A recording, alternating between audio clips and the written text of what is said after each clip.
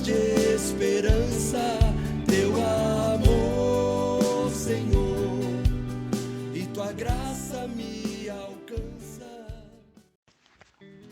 Louvado seja o nosso Senhor Jesus Cristo, para sempre seja louvado. Em nome do Pai, do Filho e do Espírito Santo. Amém. Amados irmãos e irmãs, bom dia. A paz esteja com cada um de vocês. Eu sou João Batista, venho até você nessa manhã de quarta-feira com a palavra de esperança.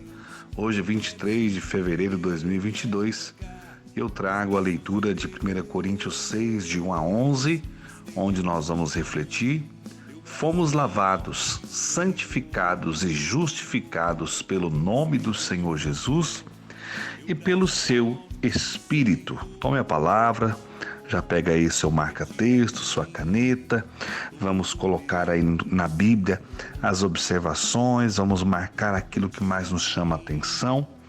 Acredito que a leitura de hoje ela traz uma proposta muito firme para refletirmos, como todas as leituras até aqui de Paulo ao povo de Corinto, né? Você está percebendo o teor da leitura aí, né? Em falar nisso, o que você está achando aí da reflexão da primeira carta de Paulo aos Coríntios?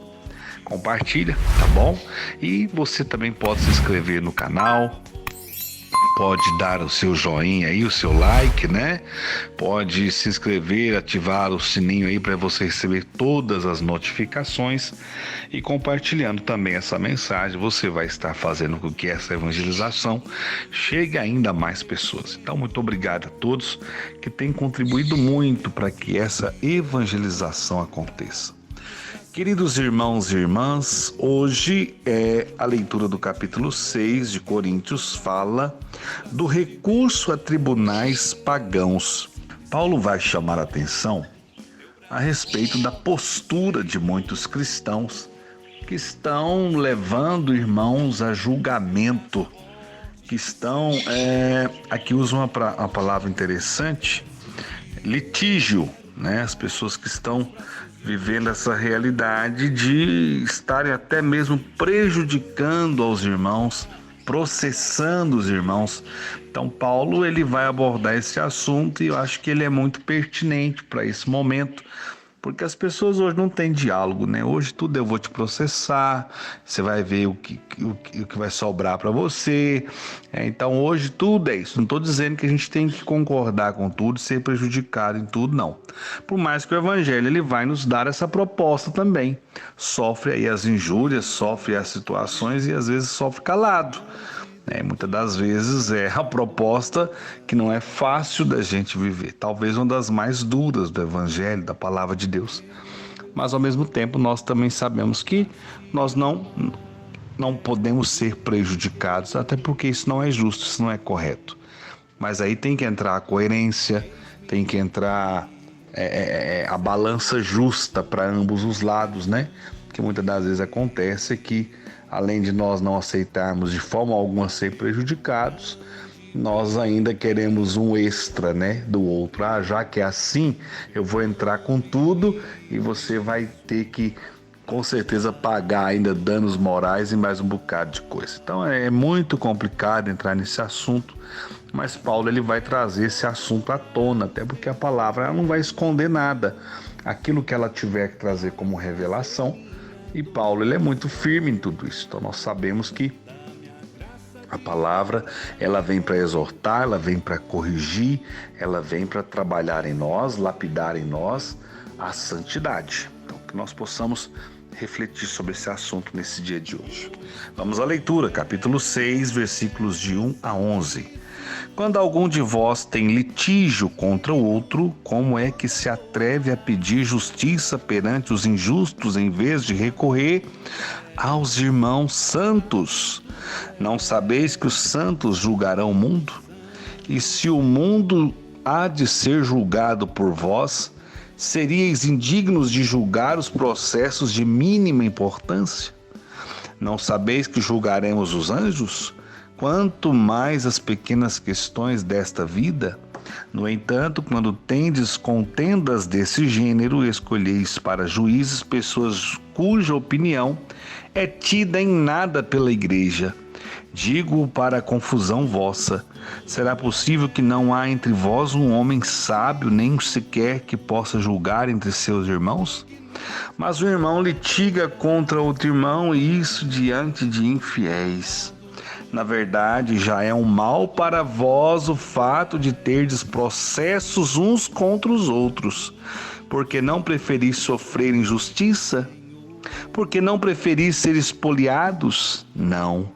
Vós é que fazeis injustiça, vós é que espoliais, e isso entre irmãos.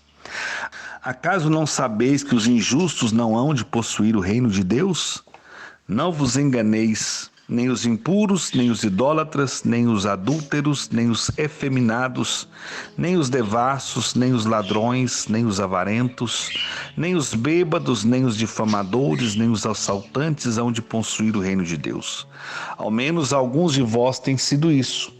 Mas fostes lavados, mas fostes santificados, mas fostes justificados em nome do Senhor Jesus Cristo e pelo Espírito de nosso Deus. Palavra do Senhor, graças a Deus. Eu gostei muito do versículo 7. Na verdade, já é um mal para vós o fato de terdes processos uns contra os outros. Paulo está dizendo assim: é feio demais vocês terem problemas entre vocês, cristãos, e procurarem pagãos para resolver os problemas de vocês. É feio isso, e é feio vocês terem problemas, processos uns contra os outros no meio onde você vive, na sua comunidade. Isso é horrível, não dá nem para acreditar.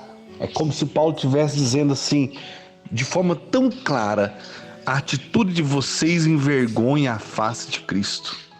E como eu dizia na introdução da fala de hoje, quantas realidades desse mundo de hoje as pessoas não têm capacidade de conversar, de terem ali um diálogo sincero e verdadeiro e de chegar ao final dessa conversa com a resposta.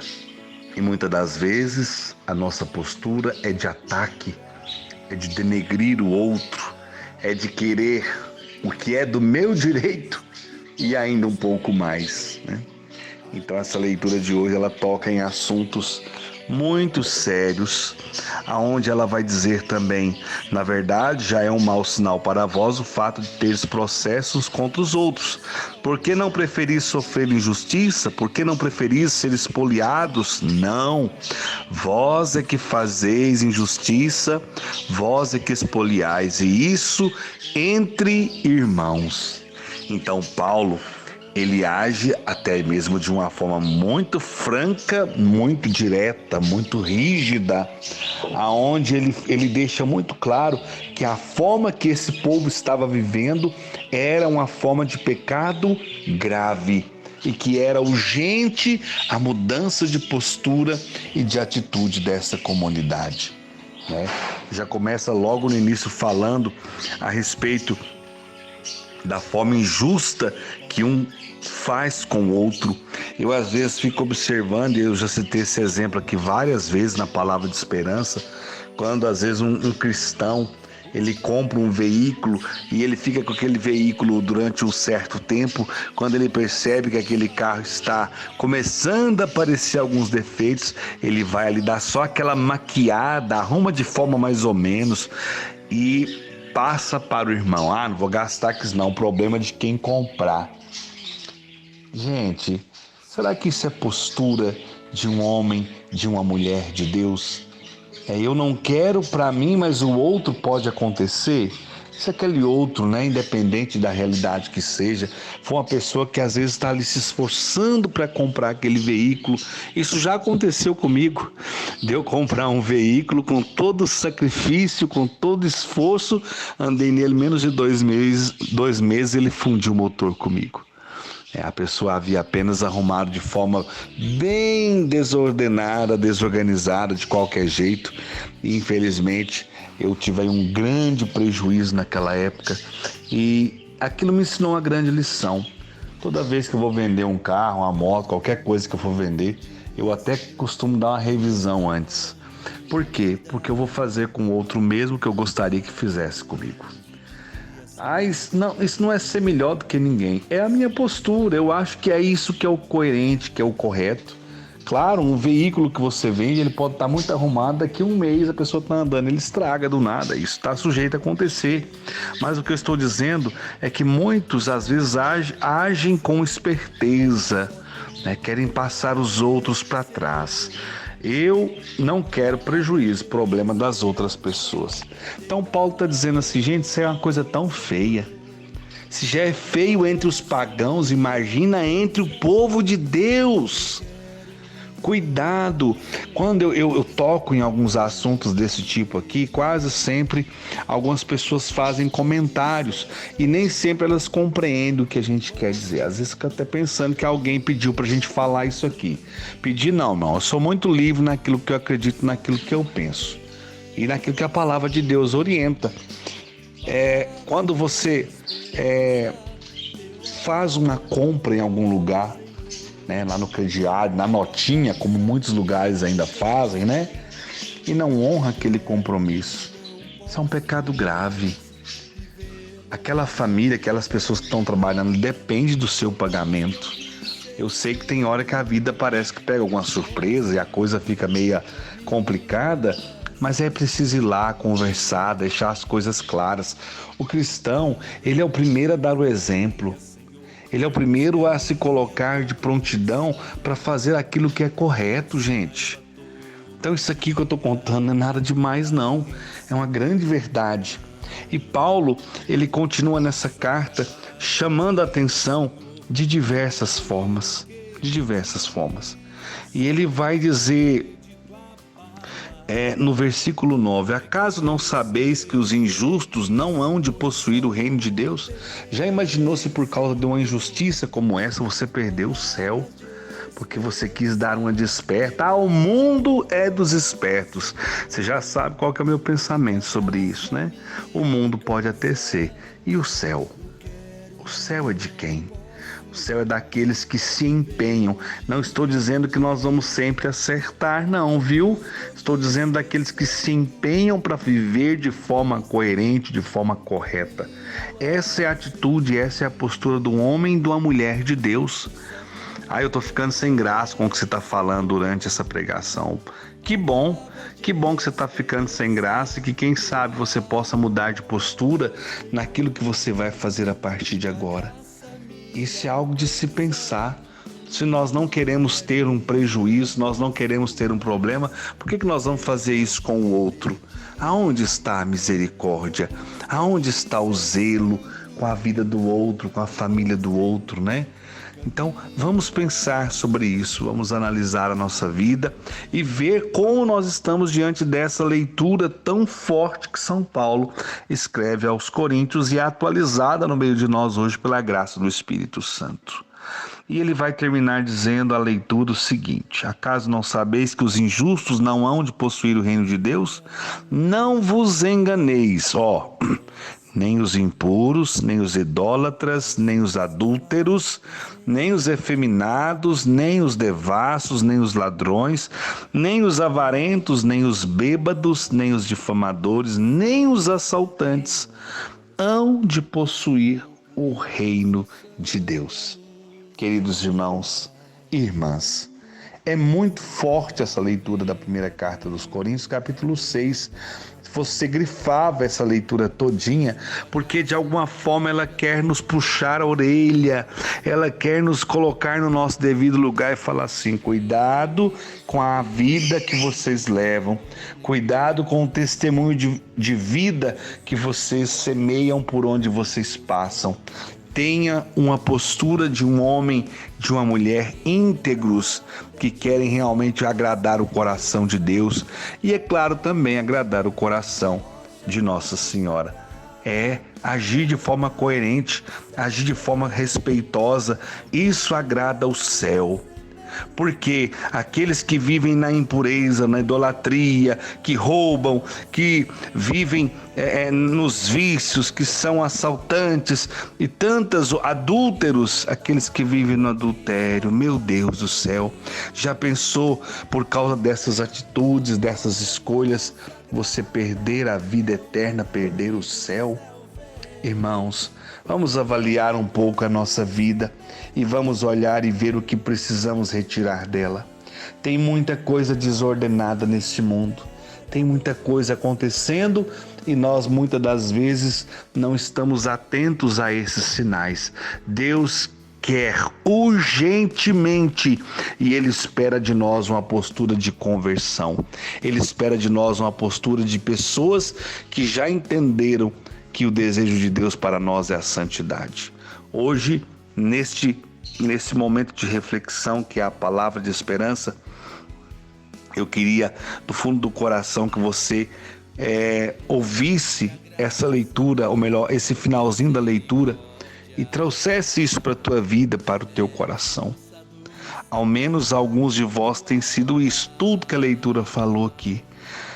Mas fostes lavados, mas fostes santificados, mas fostes justificados em nome do Senhor Jesus Cristo e pelo Espírito de Deus, nosso Senhor.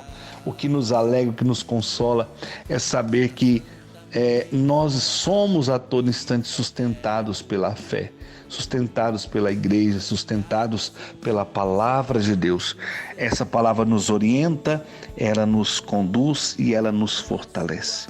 Que o nosso coração se abra plenamente para fugir de toda discórdia, de toda briga, de toda ingratidão. Que o nosso coração se abra para viver a tua vontade, viver no teu amor. Que o perdão, que a ternura, que a compaixão e a misericórdia possa libertar os nossos corações e que nós possamos verdadeiramente cuidar de nossa vida, porque com certeza queremos alcançar o céu, queremos alcançar a eternidade. E o que nós precisamos retirar então da nossa vida? Nós precisamos tirar as coisas impuras, as idolatrias, os adultérios, os roubos, a nossa vida dupla, a nossa vida às vezes sem uma convicção certa de quem nós somos, o que fazemos, de que forma nós queremos viver a nossa vida. Eu quero viver a vida sob a luz do Espírito Santo, para que Ele possa trabalhar em meu coração tudo aquilo que é negativo e possa transformar a minha postura como cristão, como filho de Deus, como esposo, como pai, que o Senhor possa vir ao meu encontro, me capacitar com a graça do Teu Espírito Santo. E a cada um de vocês que acompanham essa mensagem nesse momento de hoje, que Deus possa libertar os nossos corações de todo pecado, de toda escravidão, de todo lixo que muitas das vezes esse mundo tem depositado dentro de nós. Queremos, Jesus, a Tua graça, precisamos da Tua graça, da Tua força, para que ela venha nos transformar, fazer de nós novas criaturas pela graça do Espírito Santo. Purifica, Senhor, santifica, Senhor, liberta e faz uma obra de restauração plena na minha vida, para que as minhas atitudes, a minha postura possa agradar, antes mesmo de agradar o irmão, possa agradar ao Senhor. Glórias ao Pai, ao Filho e ao Espírito Santo, como era no princípio, agora e sempre. Amém. Em nome do Pai, do Filho e do Espírito Santo. Amém. Louvado seja o nosso Senhor Jesus Cristo, para sempre seja louvado. Que você tenha uma quarta-feira abençoada. Amanhã é quinta-feira de adoração. Já vamos preparando o nosso coração para tudo aquilo que com tanto carinho Deus tem reservado para nós. Tenham todos uma boa quarta-feira. Sede santos como Deus é santo, e até amanhã. Pois só Tu tens, Senhor, palavras de esperança, Teu amor, Senhor, e Tua graça me alcança.